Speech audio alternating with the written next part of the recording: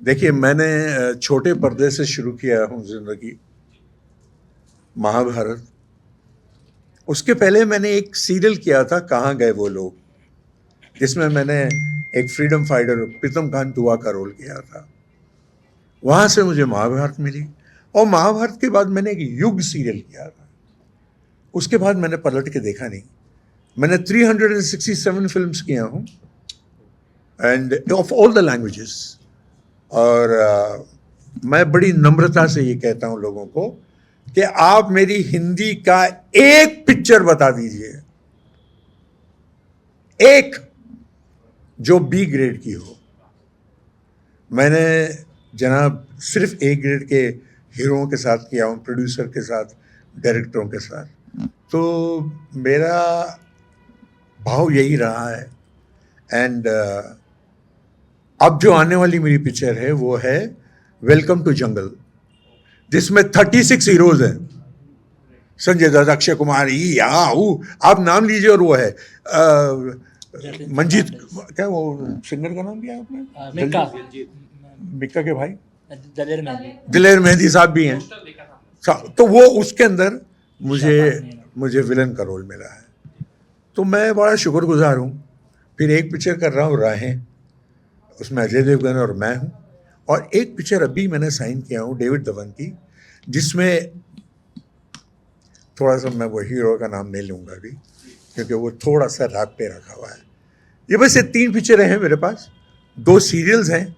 लेकिन हाँ, मैं शोज करता हूँ, मैं भी थोड़ा बहुत गाता हूँ, लेकिन ऐसे नहीं गाता हूँ जैसे यश गाता है। मेरा तो मुकुट गाता है, तो मुझे कोई आपत्ति नहीं है उसके बारे में।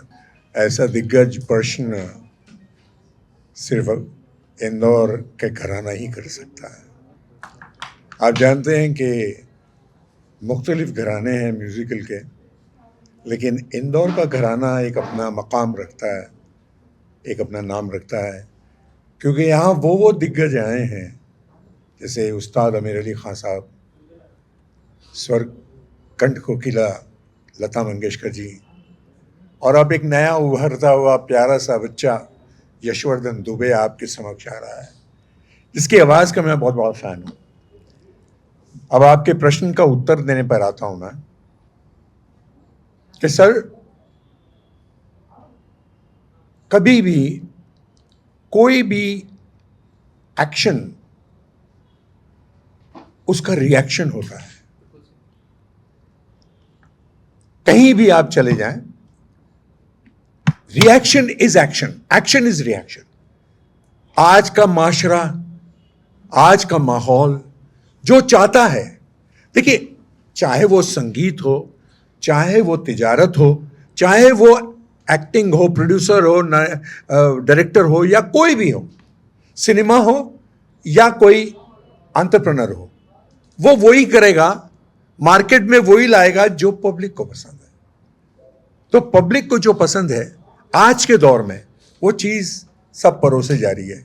अब कितना वेटेज वो रखता है, कितना दमखम है, वो तो आज के गाने या आज की जो म्यूजिक है या आज का जो प्रोडक्शन हाउसेस हैं, जो पिक्चरें बन रही हैं, मैं क्या कहूँ, आप खुद ही कह सकते हो कि पहले के जो गीत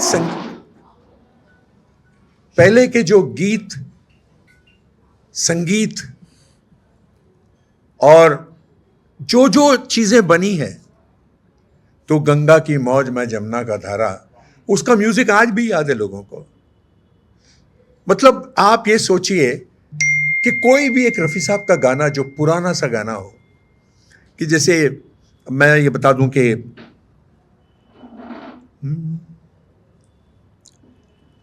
हुई शाम उनका ख्याल आ गया, आपको म्यूजिक पीस याद है, उसके लिरिक्स याद है, उसका इंटरल्यूड याद है। लेकिन आजकल का जो गाना है कि तू बैठ मैं उड़ जाता हूं, तू चल मैं इधर गया वो उधर गया, न जाने क्या क्या लिखते हैं सर, अश्लील चीजें लिखी जाती है और लोगों को बड़ा मजा आता है उसका। तो it is the mindset of people.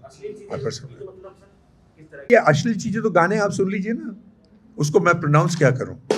अब मैं उसको तो बोल नहीं सकता, क्योंकि ये हमारी माँ बहनें बैठी हैं इधर, और ये जो इंटरव्यू है वो माँ बहनें भी पढ़ेंगी या सुनेंगी। लेकिन मेरे पास गाने हैं जो अश्लीलता के गाने हैं, अश्लीलता के गाने हैं, बाकायदा उसमें लफ्ज जो यूज किया है वो अश्लील के यूज किया है, और लोग चलकर वाह वाह क्या क्या क्या म्यूजिक बनाया है।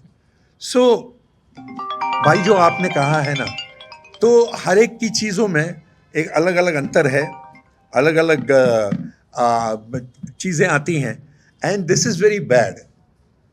सो हर चीज़ बदल रही है वक्त के साथ, हमको उनके साथ ही चलना पड़ता है, क्या करें, ये मजबूरी है। देखिए, मैं एक चीज़ जानता हूं कि हमारी सभ्यता और संस्कृति के साथ मैं बड़े निडर होकर कहता हूं कि कोई भी व्यक्ति उसके साथ छेड़छाड़ ना करे। हम सब बर्दाश्त करेंगे, लेकिन हमारी सभ्यता और संस्कृति से जुड़ी हुई, चाहे वो रामायण हो, चाहे वो महाभारत हो, चाहे वो कृष्णा हो, या जो भी हो, जो है वो दिखाइए आप। अब आप में कितना दमखम है कि आप कैसे दिखाते हो, दैट्स अप टू यू, वो आपके ऊपर है, आपके ऊपर निर्भर होता है। हम जब काम करते थे तो हम सुबह से लेके रात तक के घर नहीं जाते थे, चाहे हमारे शो हो, हमारा शूट हो या ना हो, हम एक फैमिली बन के रहते थे। और यकीन मानिए सर, को हम सब एक ही एज के थे, एक ही दिल डॉल के थे, तो कोई मेरा टी शर्ट पहन के चला गया, कोई मेरी पैंट पहन के चला गया, मैं किसी की पैंट पहन के चला गया, यही होता था। और हम लोगों में इतना एक भाव था, इतना एक लगाव था कि कभी मेरा सीन चलता था तो वहाँ दुर्योधन और कर्ण बैठा करता था कि नहीं यार ये मज़ा नहीं आया अर्जुन। कर्ण का शो सीन चलता था तो मैं बोलता था, एक सीन था जब वो दूध क्रीड़ा के अंदर द्रौपदी को हार जाते हैं, तो वो उसको कुछ बोलता है वेश्या या कुछ ऐसी, याद नहीं आ रहा है मुझे। तो रवि जी बोले ओके, मैंने बोला नो नॉट ओके, मैं रवि जी मेरे को मज़ा नहीं आया। बोले क्यों? रवि जी मेरे को लगा ही नहीं कि यार इसने कुछ बोला है। तो बोले तो क्या करोगे? तो मैंने बोला पिंकी, वहाँ पंकज को पिंकी बोलते थे, पिंकी, मैंने कहा तू, मैं तेरे को क्यों देता हूँ और तू आ, तू कर। तो हम लोगों ने वो जब क्यों दिया तो वो दर दर दर दर दर दर दर, तो उसने जो बाद में बोला तो उस पर क्लैप्स पड़े। तो इस तरह से हमारा एक कोऑर्डिनेशन हुआ करता था। तो ये था। वो आज के दौर के अंदर तो डायलॉग मिलते हैं, उतना ही बोलते हैं और निकल जाते हैं। पहली बात तो कोई एक्टर का मजहब नहीं होता। एक्टर का मजहब अगर आ गया तो फिर वो एक्टर नहीं होता। एक्टर तो वो होता है जो काम करता है अपना, जो रोल को निभा ले अच्छी तरह से, वही एक्टर है। आप समझे? मेरा नाम फिरोज खान है, मैं एक अफरीदी पठान हूं, और मुझे आपको एक बात बता दूं, मुझे हिंदी नहीं आती है सर। मुझे सिर्फ, क्योंकि मैं ऑक्सफोर्ड में पढ़ा हूं, मेरे को इंग्लिश आती है, और मैंने संस्कृत में बोला भी हूं, पढ़ा भी हूं, और जो रोल निभाया आपने ही अभी तारीफ की थी मेरी, तो आप बताइए मुझे कि उसमें मेरा मजहब कहां से आ गया? ये मजहब के लाने वाले लोग जो हैं वो बहुत छोटी सोच के लोग होते हैं सर। छोटी सोच के लोग मजहब लाते हैं। आपकी मां ने भी जन्म देते वक्त उतनी तकलीफ ली थी जितनी मेरी मां ने ली थी। फिर किस बात का फेर है भाई? किस बात की आप ये दुविधा करते हैं कि ये है और वो है, हिंदू है और मुसलमान है? अरे काय का मजहब लाते हो? मजहब में तो कहीं लिखा नहीं कि आप पानी दो यार, डिफरेंशिएट करो। सॉरी मेरा मुंह सूख गया है।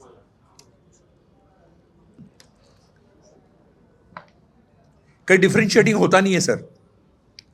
तो जब मजहब नहीं सिखाता कि आपस में बैर करना, और हम एक्टरों का तो कोई मजहब ही नहीं होता है, कलाकार की तो कोई जात पात ही नहीं होती सर। हमको एक तरफ खूंखार दुर्योधन भी बनना पड़ता है और एक तरफ हिजड़ा भी बनना पड़ता है। मेहंदी के अंदर हिजड़ा भी बना था मैंने, तो काय का मजहब आ गया उसमें? एक तरफ बिल्लू बना था, एक तरफ दुर्योधन बना था। तो ये अलग अलग चीजें हैं सर, ये आपके दिमाग में। और मैं रिक्वेस्ट करूंगा तमाम लोगों जो सुन रहे हैं, देख रहे हैं, कि कोई भी चीज के अंदर मजहब को बीच में मत लाइए प्लीज। अगर मजहब ही है तो मेरे वासुदेव कृष्ण मुझे अर्जुन नहीं बनाते। इसका तोड़ अगर किसी के पास है तो बता दीजिए मुझे सर। 23,000 लोगों में से मेरा चयन हुआ था बतौर अर्जुन। तो आप मुझे बताइए कि मेरा मजहब अगर होता तो वासुदेव कृष्ण मुझे कभी भी अर्जुन नहीं बनने देते, मैं फिरोज खान ही रहता। लेकिन मैंने गीता बोला भी है, गीता पढ़ा भी है और गीता सुना भी हूं। और 23 मेजर कैरेक्टर, 33 मेजर कैरेक्टर में से वाहिद मैंने गीता पढ़ा भी हूं, गीता सुना भी हूं और गीता का पालन भी किया हूं। आप सभी को यशवर्धन दुबे अर्थात मेरा म्यूजिक मिरेकल फैमिली और स्टार फैन क्लब फैमिली की ओर से बहुत बहुत आपको मैं नमस्कार बोलता हूँ and thanks a lot for coming here and gracing the occasion. मैं बहुत शॉर्ट नोटिस पे डिसाइड हुआ और यूँ तो आप ऑफ कोर्स इंदौर से हैं तो म्यूजिकल नाइट्स तो आप एवरी नाउ एंड देन सुनते ही रहते हैं, but something special about it कि रफ़ी साहब का तो शताब्दी वर्ष है ही सही, ये जो 24 दिसंबर गया उसमें वो 100 साल के हो गए, प्लस हमने इसमें तो एक जो नया एलिमेंट जोड़ा है वो है for the first time Indore के ही इतने बड़े कॉमेडियन और एक्टर जॉनी वॉकर साहब यानी बदरुद्दीन कमालुद्दीन काजी आका सर, उनको आज तक कभी किसी ने याद नहीं करा, जबकि इंदौर की इतनी बड़ी हस्ती रहे, राज किया इंडस्ट्री पे, हमारे हीरोज तक डरते थे उनकी प्रेजेंस से, वो मकाम था उनका, लेकिन उन्हें इंदौर में याद नहीं किया। लेकिन इस बार हमने उनको भी साथ में याद किया है, जो कि ना सिर्फ वो बहुत ही ज़बरदस्त अभिनेता थे पर रफ़ी साहब के बहुत बेस्ट ऑफ फ्रेंड्स भी थे। अगर हिस्ट्री में जाएं तो रफ़ी साहब, दिलीप कुमार जी, नौशाद साहब और जॉनी वॉकर साहब बेस्ट ऑफ फ्रेंड्स थे। तो इसमें हमने चारों एलिमेंट्स को लिया है।